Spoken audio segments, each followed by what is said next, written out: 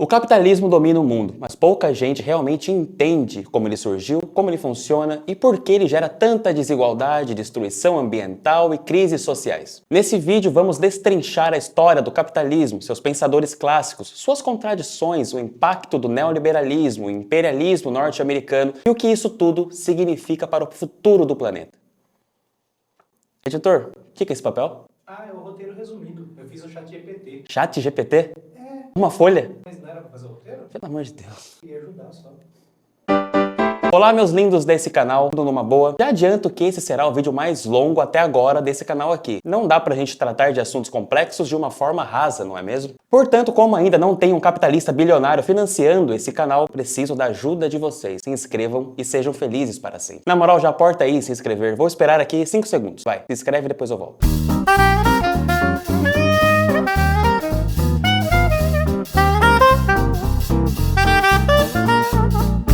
Se inscreveu? Ativa o sininho também. 5 segundos para ativar o sininho.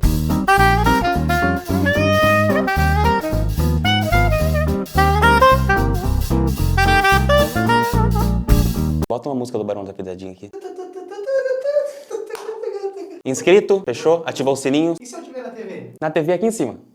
Aqui. Olha só, a gente tem... Tá chique, filho, toma! Primeiramente, o capitalismo não surgiu do nada. Ele não é como uma força que simplesmente apareceu e está aí. O capitalismo veio da transição do feudalismo, um sistema que governou a Europa por séculos baseado na propriedade da terra por nobres e no trabalho servil dos camponeses. Para entender o capitalismo, precisamos voltar para a Idade Média, período que durou aí aproximadamente do século V ao século XV. Esse período predominava o sistema feudal, uma estrutura econômica, social e política baseada na propriedade da terra. Pois bem, o feudalismo funcionava mais ou menos assim. A terra era o principal meio de produção e estava nas mãos dos senhores feudais, dos nobres que detinham o poder político e econômico. Esses senhores concediam terras menores aos vassalos em troca de serviços militares e outras obrigações. Os camponeses e os servos trabalhavam na terra, mas não eram proprietários da terra. Eles pagavam tributos, impostos ao senhor feudal e não tinham liberdade para deixar a terra assim quando eles quisessem. Sua vida estava totalmente ligada ao feudo. Para quem não sabe, o feudo era um pedaço de terra que um senhor feudal recebia e controlava. Ele funcionava como um mini-estado autossuficiente com tudo que era necessário para a vida das pessoas que viviam ali. Ah, Gustavo, mas quem que vivia nesse feudo? Como que funcionava essa porra toda? No feudo estavam os senhores feudais, que era o dono da terra, geralmente um nobre que exercia poder político, econômico, até jurídico sobre o feudo. Tinha os servos, que eram os trabalhadores que cultivavam a terra em troca de proteção e moradia, mas não eram os donos de nada e que viviam sob muitas obrigações sem a liberdade de ir embora. Às vezes havia também vassalos que recebiam terras de nobres mais poderosos em trocas de fidelidade. A economia era essencialmente agrária e local, com pouca circulação de mercadorias e pouca mobilidade social. Essa organização social era rígida, baseada em relações pessoais de dependência e voltada para a autossuficiência das unidades feudais. Com o renascimento comercial e o fim da Idade Média, as cidades começaram a crescer, com elas a burguesia, uma nova classe social formada por comerciantes, banqueiros e artesãos que acumulavam riquezas com o comércio e não com a posse da terra. Esses burgueses começaram a desafiar o poder feudal, buscando liberdade econômica para investir, acumular capital e expandir seus negócios ao redor do mundo. A crise do feudalismo e as grandes transformações econômicas abriram espaço para o que viria a ser o capitalismo. Essa burguesia fez diversas revoluções ao redor do mundo, até se consolidar como a classe que domina a política e também a economia. Podemos falar sobre a Revolução Americana em 1776, onde 13 colônias inglesas da América do Norte se rebelam contra o controle da coroa britânica. E aí eles fundam os Estados Unidos da América com bases em ideais de liberdade econômica, propriedade privada, Estado liberal, que é uma bosta. É onde acontece a primeira revolução burguesa, que resulta numa república capitalista independente.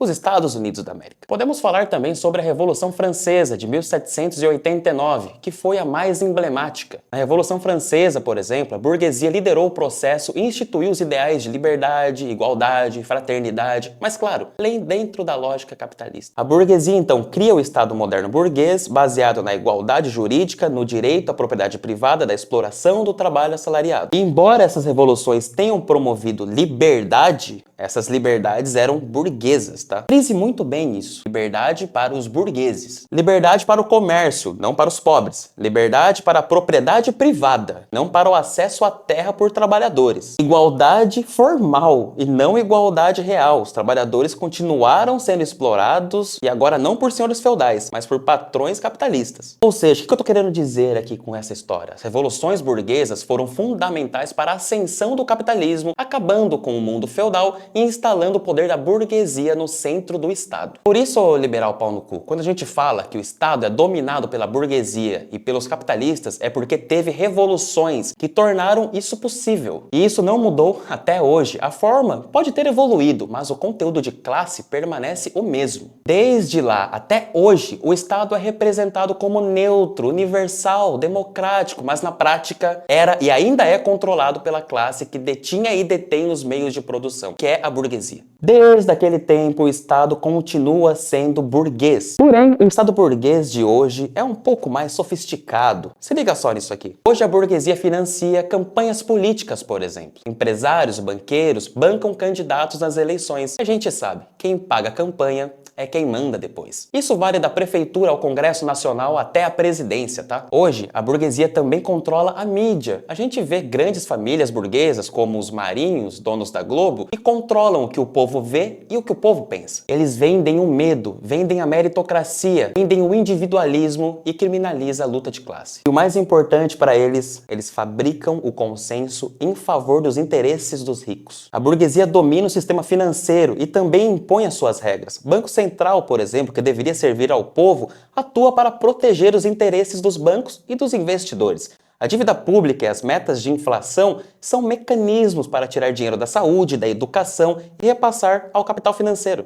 E como a gente já viu aqui que a burguesia é quem controla o Estado, eles também usam o Estado para reprimir o povo trabalhador. Então, se o trabalhador faz greves, protesta e ocupa espaços abandonados, a resposta é repressão policial, prisão, criminalização. Isso porque a gente vive numa democracia. Clica aqui, ó. Assiste isso aqui. Bom, você entendeu que o capitalismo surgiu de revoluções burguesas, certo? Marx chama essa transformação de uma mudança no modo de produção, saindo de um sistema baseado na posse da terra e do trabalho servil para um sistema baseado na propriedade privada do capital e no trabalho assalariado, ou seja, o capitalismo. Para entender melhor o capitalismo, precisamos conhecer os seus pensadores clássicos que sistematizaram seus princípios. Adam Smith, chamado de pai do capitalismo, Smith escreveu A Riqueza das Nações em 1786. Ele defendia a tal mão invisível do mercado, ou seja, que quando indivíduos buscam seu próprio lucro, acabam promovendo o bem-estar geral da sociedade sem perceber. David Ricardo, outro economista clássico, Ricardo formulou a teoria das vantagens comparativas, que é a ideia de que os países devem se especializar na produção dos meios que fazem com mais eficiência e trocar entre si, aumentando aí o comércio global, a famosa broderagem dos países. Mas tem um porém nesse meio. Esses autores não falavam sobre as desigualdades e as crises internas do capitalismo. Eles idealizavam o capitalismo sem enxergar as suas contradições sociais. Enquanto os economistas clássicos, como Smith e o David Ricardo, pensavam o capitalismo a partir de uma visão idealista, ou seja, focado em ideias abstratas como a mão invisível do mercado e teorias de valor baseados no comércio, Karl Marx rompeu com essa visão. Para Marx, a economia e a sociedade não podem ser entendidas a partir de ideias ou intenções individuais isoladas, mas sim a partir da realidade material das relações sociais. Essa é a base do materialismo histórico dialético, que é uma forma de pensar que entende a história como um processo dinâmico, onde as transformações sociais acontecem a partir do conflito entre forças materiais, especialmente entre classes sociais em conflitos. Em vez de ver o mercado como algo natural e harmônico, Marx mostra que o capitalismo é um sistema de contradições profundas, principalmente entre os donos do capital, que é a burguesia, que a gente acabou de falar, e os trabalhadores, que vendem a sua força de trabalho, que é o proletariado, que é você.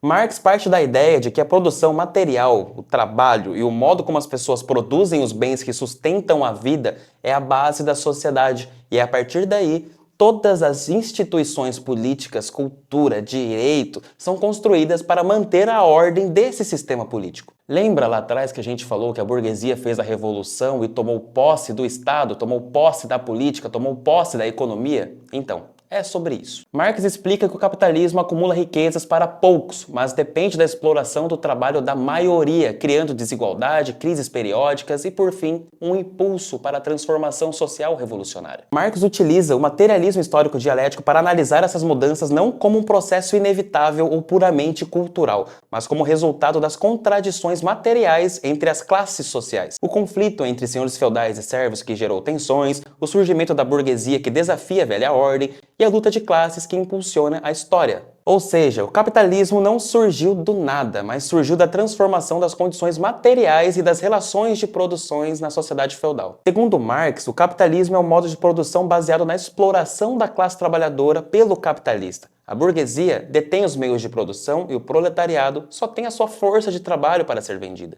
O capitalismo gera uma luta de classes constante porque o lucro máximo da burguesia depende de pagar o menor salário possível, enquanto o trabalhador quer melhores condições e melhores salários. Ou seja, luta de classes é um conceito fundamental para entender como a sociedade funciona, especialmente dentro do capitalismo. A luta de classes se refere a um conflito constante entre grupos sociais com interesses econômicos opostos, principalmente entre a burguesia, que detém os meios de produção, e o proletariado, que novamente só tem a sua força para ser vendida. Desde a sociedade feudal, a história é marcada por conflitos entre senhores e servos, nobres e camponeses. Com o surgimento do capitalismo, essa luta se intensifica e se torna mais clara entre patrões e trabalhadores assalariados. No caso, eu que faço Uber, eu sou meu patrão, no caso, daí... Puta, mano, daí acho que não conta. Você é um caso à parte. Ah, tá. É que eu faço Uber além de editar vídeo, né? Aham. Tipo, roda de manhã. Até que hora você roda? Eu geralmente começo ali por volta das 7 da manhã Ô, para as 9 da noite. Tá mais ou menos. tirando quanto aí, essa Ah, brincadeira? não, 15 mil, né? Livre. 15 mil livre? Livre. Semana. Na Uber? Na Uber. Por semana? É que eu sou meu próprio patrão, eu gerencio meu tempo, né? Calma, é meme. Não é meme, não. Vai tomar no cu, editor. Karl Marx, que desenvolveu o materialismo histórico e dialético, mostrou que a luta de classes é o motor da história, ou seja, é por meio desse conflito que a sociedade se transforma. Mas como? Como que funciona essa luta no capitalismo? Bom, a burguesia quer maximizar o lucro pagando o mínimo possível aos trabalhadores, certo? Já os trabalhadores querem melhores salários, melhores direitos e melhores condições de trabalho e também dignidade, né? Vale lembrar que as contradições da luta de classes criam crises econômicas e sociais que podem levar a mudanças profundas, podem levar a revoluções. Essas tensões de classes acabam gerando greves, movimentos sociais, organização sindical, revolução, como eu acabei de falar. E aí a burguesia, com a sua força policial sob o comando do Estado, acaba reprimindo os trabalhadores. Tá entendendo? Luta de classes. Marx também mostrou que o capitalismo é inerentemente instável. Ele sofre crises periódicas, fruto de contradições internas, e que essas crises também podem gerar revoluções, que nem eu falei 3 vezes aqui. Revoluções como a Revolução Cubana, Revolução da China, União Soviética, Vietnã, Coreia do Norte. No século XX, após a crise de 29 e as 2 guerras mundiais, o capitalismo passou por transformações profundas. Estou falando agora do neoliberalismo. A partir dos anos 70, com líderes como Margaret Thatcher, que graças a Deus não está mais entre nós, e Ronald Reagan, que graças a Deus também não está mais entre nós, o neoliberalismo tomou muita força. O neoliberalismo prega a redução do papel do Estado na economia, as privatizações, cortes de serviços públicos, flexibilização das leis trabalhistas e abertura comercial, ou seja, tudo que é satânico. Tipo o Temer. O neoliberalismo é o Temer. Se o neoliberalismo fosse uma pessoa, seria o Temer. E o Paulo Guedes. Uma pastilha. A pastilha. A pastilha. Essa agenda ampliou ainda mais a concentração de riqueza, precarizou o trabalho e aumentou as desigualdades. Tudo isso sobre o discurso de que isso geraria crescimento e progresso para todos. Só que não. Na prática, para os trabalhadores, o neoliberalismo significa precarização do trabalho, crescimento do emprego informal, temporário, de contratos ou microplataformas digitais como a Uber, iFood. Significa redução ou fim de direitos como férias remuneradas, 13º salário, estabilidade, jornada fixa, corte de benefícios sociais, privatização ou sucateamento dos serviços públicos essenciais, o que obriga os trabalhadores a pagar por saúde, educação e transporte, que ficam mais caros e de pior qualidade a cada dia que passa. Para nós trabalhadores, o neoliberalismo significa o aumento da desigualdade. Enquanto o pouco acumula mais riqueza, a maioria enfrenta salários baixos, jornadas extensas, insegurança no emprego. É um projeto, né? Neoliberalismo? É, se você for ver bem, até essa molecada aí os coach mirim aí, Sim. eles, a demonização da CLT que eles fazem, hoje o jovem acha que CLT é horrível. De fato É é. um direito. Os caras... Primeira vez que o editor fala sério. Primeira vez que o cara fala sério. Foi mal, foi mal. Nunca mais eu dou minha opinião. Vocês querem exemplos práticos do neoliberalismo na vida do trabalhador? Vamos falar do trabalhador de aplicativo, que são motoristas e entregadores que são considerados autônomos, mas que não têm direito trabalhista garantido, como férias, descanso semanal, não têm seguro-desemprego, isso mesmo dedicando longas horas no trabalho. Podemos falar da reforma trabalhista. Em países como o Brasil, reformas recentes facilitaram demissões, diminuíram direitos, como o controle da jornada e negociação coletiva, prejudicando o poder de barganha dos sindicatos, por exemplo. Podemos falar das privatizações, do corte de políticas sociais, enfim, de um monte de coisa. E por que isso acontece? Porque o neoliberalismo é a resposta do capitalismo para manter a lucratividade diante das crises. Cortando custos dos serviços públicos, o capital consegue manter até aumentar o seu próprio lucro. Vladimir Safatli, filósofo e psicanalista brasileiro, oferece uma análise crítica do neoliberalismo. Na perspectiva dele, o neoliberalismo não é apenas um modelo econômico, mas é uma forma de governo que molda a subjetividade e produz sofrimento psíquico. Safatli argumenta que o neoliberalismo transforma o sofrimento psíquico em uma ferramenta de gestão social. Ao promover a individualização da culpa e o culto ao mérito, o sistema responsabiliza os indivíduos por seus fracassos, desconsiderando as estruturas sociais que contribuem para esses resultados. Essa lógica gera um estado de constante ansiedade e insegurança, levando a um aumento de transtornos como depressão e burnout. Na visão de Safatli, o neoliberalismo molda os indivíduos como empresas de si mesmo, incentivando a autogestão, a competitividade e a busca incessante por desempenho e lucro. Lucro esse que o trabalhador nunca vai alcançar. Safatli também critica a tendência de patologizar o sofrimento psíquico, tratando-o como um problema individual a ser medicado, em vez de reconhecê-lo como uma resposta às condições sociais impostas pelo neoliberalismo. Desde o fim da Segunda Guerra, os Estados Unidos emergiram como superpotência e passaram a exercer o imperialismo econômico e militar para garantir seus interesses capitalistas. O imperialismo norte-americano é uma das expressões mais claras da dinâmica do capitalismo global, onde os Estados Unidos atua como uma potência hegemônica para garantir seus interesses econômicos, políticos e militares ao redor do mundo. Desde o fim da Segunda Guerra Mundial, os Estados Unidos mantêm a presença militar global. Alguns exemplos importantes aqui agora. Guerra da Coreia, de 1950 a 1953, que foi um conflito para conter o avanço do comunismo na Coreia do Norte, apoiado pela Coreia do Sul. Guerra do Vietnã, 1955 a 1975, foi uma intervenção massiva para impedir a expansão do comunismo no Sudeste Asiático. Resultado, milhões de mortes e grandes devastações. Invasão do Iraque, em 2003, sob o pretexto de armas de destruição em massa, os Estados Unidos invadiram e derrubaram o regime de Saddam Hussein, gerando instabilidade e conflitos até hoje. Vale lembrar que nunca foi provada essa questão das armas. Afeganistão, de 2001 a 2021, que foi uma intervenção para combater o terrorismo, que se transformou na guerra mais longa da história dos Estados Unidos,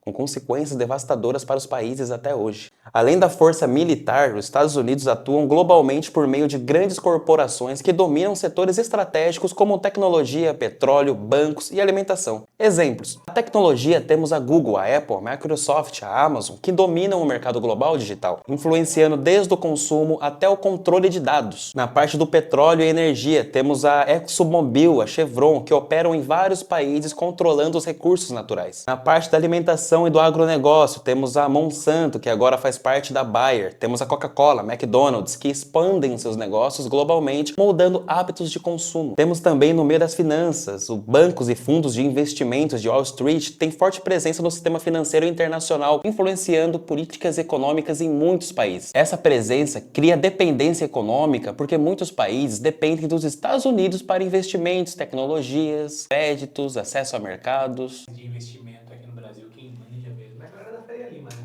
Ah, o cara é top. Eu sou um Faria Lima. Muitos países são obrigados a seguir políticas alinhadas aos interesses dos Estados Unidos para garantir ajuda financeira, investimento ou então apoio diplomático. Organizações como o FMI, que é o Fundo Monetário Internacional, e o Banco Mundial, onde os Estados Unidos têm forte influência, condicionam empréstimos a reformas econômicas que beneficiam o capital internacional das empresas americanas. Isso reduz a soberania dos países que ficam presos a regras econômicas que nem sempre atendem aos interesses de sua população. população. O imperialismo norte-americano é, portanto, uma combinação de poder militar, econômica e diplomático que sustenta o sistema capitalista global, garantindo que os interesses da burguesia americana prevaleçam muitas vezes à custa da soberania e do desenvolvimento, do bem-estar de outras nações. Hoje, o capitalismo enfrenta suas maiores crises. A concentração de riqueza é totalmente absurda. Bilionários como Elon Musk, Jeff Bezos, Mark Zuckerberg e Bill Gates acumulam fortunas gigantescas enquanto bilhões vivem na pobreza. O capitalismo exige um crescimento infinito num planeta com recursos finitos, causando destruição ambiental, aquecimento global e extinção de espécies. O trabalho é cada vez mais precarizado, mesmo com o avanço da automação e das plataformas digitais.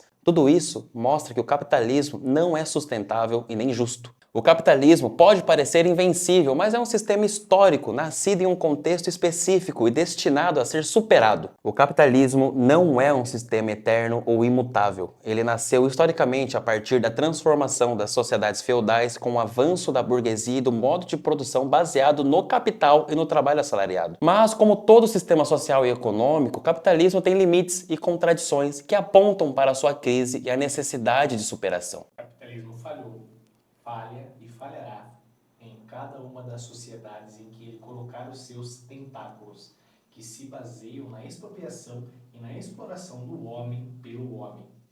E é isso o que nós combatemos. Palmas. Mas essa frase não é minha, tá? Ah, não? Não. Achei que você estava tirando da cabeça. E o que temos hoje como via para superar essas contradições do capitalismo é sim o socialismo. Mas isso já é tema para outro vídeo. Se você ficou até aqui e gostou desse vídeo, bota pra torar. Compartilha, deixa o like e lembrem-se, você não é um capitalista. Beijo de luz e até a próxima.